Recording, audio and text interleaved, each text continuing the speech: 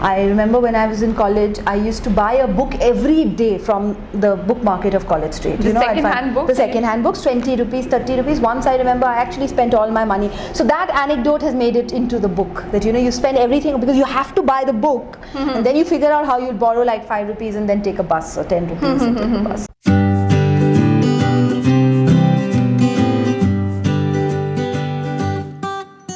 Hello and welcome to Outlook Bibliofile. Today we have with us author Devapriya Roy, who is going to talk about her book, Friends from College. It is a love story and a kind of a love letter to the colleges of the 90s. Hi Devapriya for joining us for the show. Thank you for having me. So Devapriya, what made you write this story? I think what happens to me is that I write a book about Calcutta sort of alternately. So I write something else. My last book was a graphic biography of Indira Gandhi. There was very little of Calcutta in it, little bit. And then I think there's one part of me which then wants to write a Calcutta novel. So it was quite fortunate or fortuitous that the Telegraph, they had been wanting to run a serialized novel in English for a long time. Yeah. And one of the editors asked me that, are you up to it? And I said, well, and she said, why don't you give me one chapter just for a lark? And so I just sort of sat down one day in a burst of energy. And let me tell you, that happens very rarely in the life of a writer. We're mostly procrastinating all the time. So, but that day I remember I had this burst of energy and I wrote out the first chapter about Charulata Ghosh coming to Calcutta. And that's all I knew about the novel. I just knew Lata and I knew Ronnie. That's it. None of the other characters or anything. I just wrote it and I sent it off to her. And Samhita, she was with the Telegraph at that time. She really liked it and she said, okay, I'm going to send it up and we'll see. Then as it happens sometimes, then I got busy with other work and they were going through some changes and so on. So nothing happened with it for several months, maybe 6 months. And then after that, Reshmi she became the editor. Reshmi became the editor. Samhita had left, but she had passed it on to Reshmi, and Reshmi then said that, I really like it. Can we do it? Will you send me some more chapters? And that's when I started writing. So it just continued one after the other. It went on for 42 weeks, I guess? It went on for 42 weeks, and let me confess that like the old-fashioned serial novels of the past, this one was also written week by week, technically I should have had a bank of chapters, right? You have like 4 or 5 chapters and you keep writing. So but I don't know how it came to be that we would mostly work with like one chapter that's going to press and one that I'm writing, which was very nerve-wracking at the time, but which in retrospect also makes it like a really glorious experiment. Yeah. Because it had to be the final draft, right? You couldn't go back and do it all over again. So just wanted to know, so it's Calcutta of the 90s. How different is Calcutta of the 90s to Calcutta today? So it's quite interesting. The characters, the protagonists and sort of the group of friends that's there, they are about 5-6 years older than my husband and I when we had gone to presidency. So they're very much what I call the children of liberalization. So they came of age in socialist India. Their childhood was socialist India, that Calcutta that we remember. Then by the time they went into college, things were changing, and when they graduated and finished their sort of MBAs and all, they became that first generation getting those huge salaries. So it's a peculiar mindset which I wanted to explore. See this, and again I want to come back to this again. Most of your characters are all drifted away from Calcutta.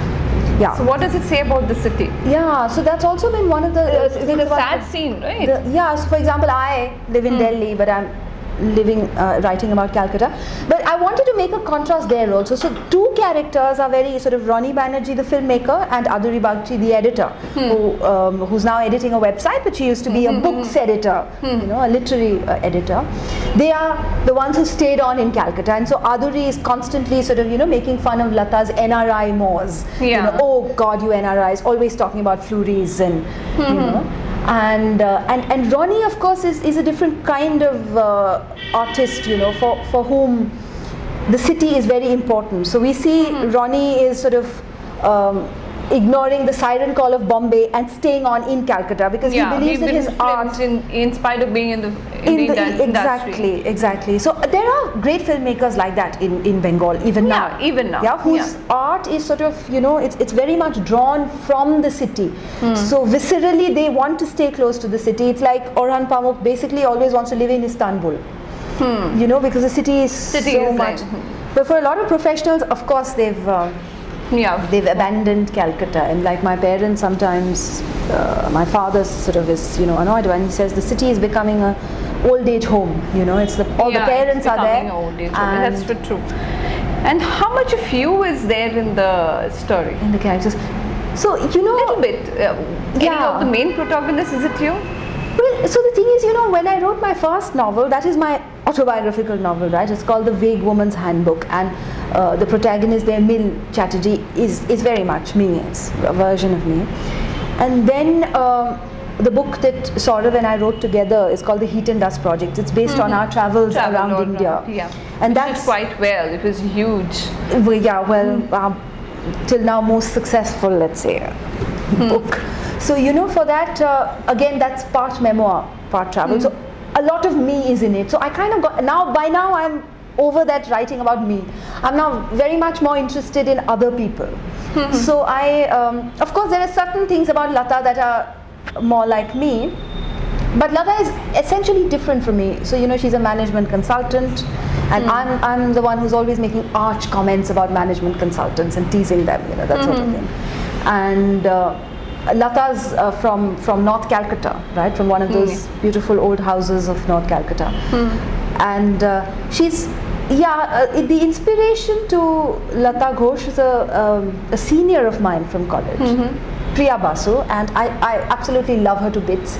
So she is a management consultant and she lives in London, and so I told her that, you know what, I'm going to write a book about somebody like you. She said, okay, do what you want. And so I remember she actually followed the novel while it was serialized, and then later on she told, you know, she started like me, but then she became a different person, and I like that. So I said, okay, good. So I think that's what happens in the pages of fiction, you know.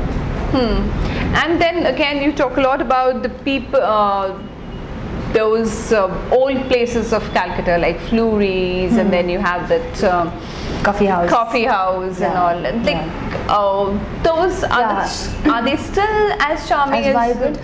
Yeah, I mean, when we were in college, my husband and I, 2000s, we used to go a lot to coffee house, and coffee house was our sort of the main place we used to cut classes and go to coffee house. And he would always have the Mughlai paratha, and I would have the chicken pakoras.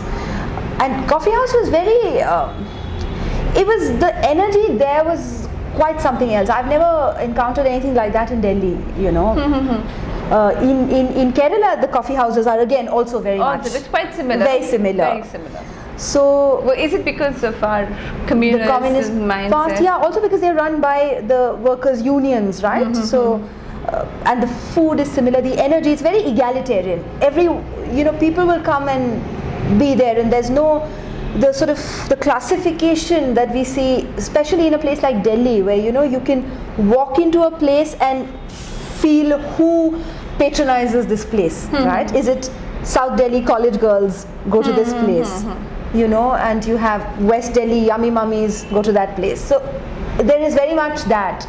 Coffee house, everybody goes to coffee house, right? Okay. So there are writers who come there, filmmakers who come. So we don't want to spit out everything about the book, but then just a little bit about like those your favorite joints in Calcutta and why, and the addas and all. It has a lot of to do with addas. I think College Street and Coffee House are two of my most favorite places in Calcutta.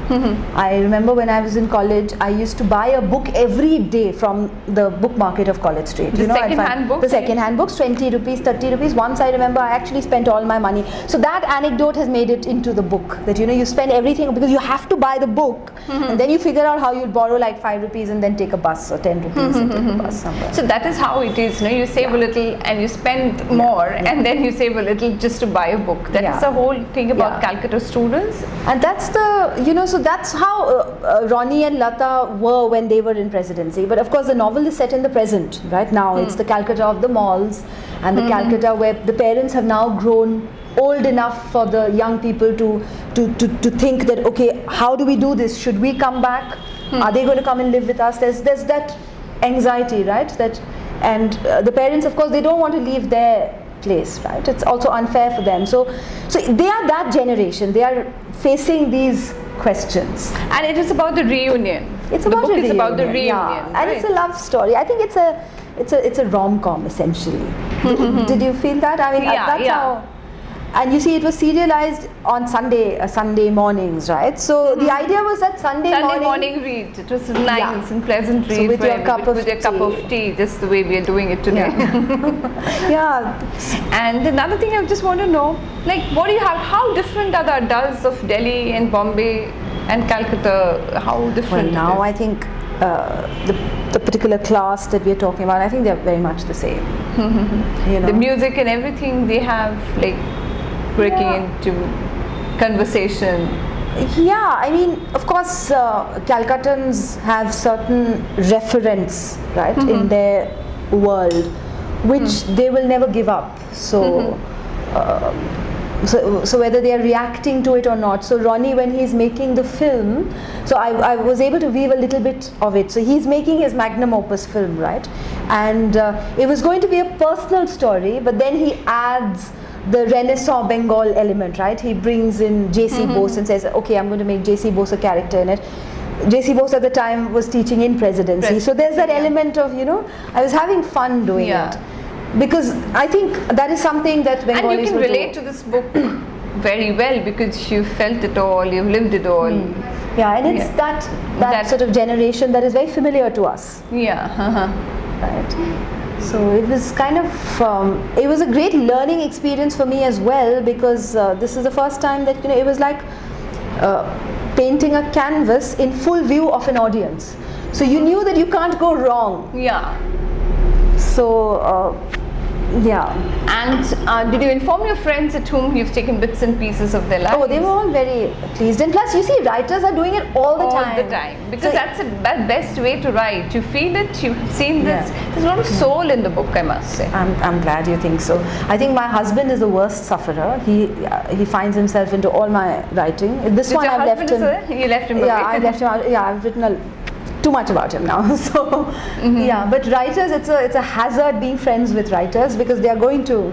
So Aduri, for example, I told my friend Samhita, the original, the one who I had written the first chapter for, I said, you know what, I think Aduri is turning out to be a lot like you. She said, yeah, that's fine. And then, you know, later on she started following Aduri's character, and then she called me up and said, how did you know that I like Chanel No. 5? I said, I didn't know that. She said, but how does Aduri like it? So I'm saying that some peculiar things happen, you know, you're able to intuit certain things that you didn't know. Right? I'm sure this book is going to do really well. Thank you, Lakshmi. It's going to sell into a movie too. And why don't we make it into a movie? I'm delighted to hear that. I hope somebody makes it into a movie, because apparently that's the only way writers can sell books now, if it becomes a Netflix show or a movie. So all the best. Thank you. Thank you, Bibliophile. I really enjoyed this.